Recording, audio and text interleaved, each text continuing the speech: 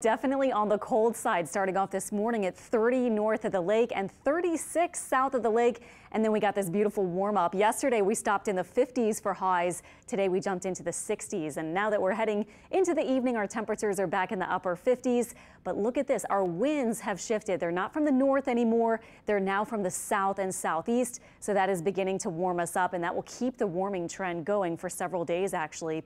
Hour by hour through this evening, we're just gently dropping through the 50s, not dropping off very fast and not very low for lows early tomorrow morning. We're mostly quiet still and mostly clear, in fact, but you can see clouds spreading across the central part of the U.S. Still the rain over on the west coast of California.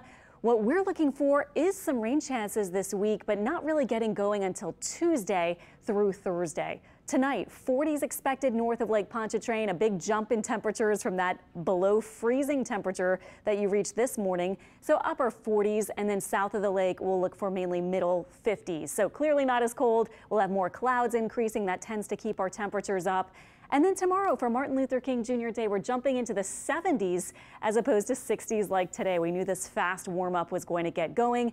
There are different service events around town, different events happening on Martin Luther King Day, and we will have pretty nice weather for it. We'll have more clouds, so do expect that, but it'll be warmer, and we will also look for only the slightest chance for a stray shower. I think most of us will stay dry. Our winds will be from the south, a touch breezy at times, up to 15 miles per hour. Here's an hour by hour look at your forecast for tomorrow. So again, mostly cloudy with breaks of sun. And then for tomorrow evening, we will be warmer again in the 60s. Now tomorrow, our rain chance again, very slim, 10% chance or less, just thanks to the increased moisture. Tuesday and Wednesday, we increase it to about 30%. And then the highest rain chance this week looks like late Wednesday night to very early Thursday morning with a line of a few showers and storms. So again, just to recap, spotty rain around Tuesday and Wednesday. That line of storms rolls in very early on Thursday morning, but leaves really quickly. So most of the day Thursday will likely be dry.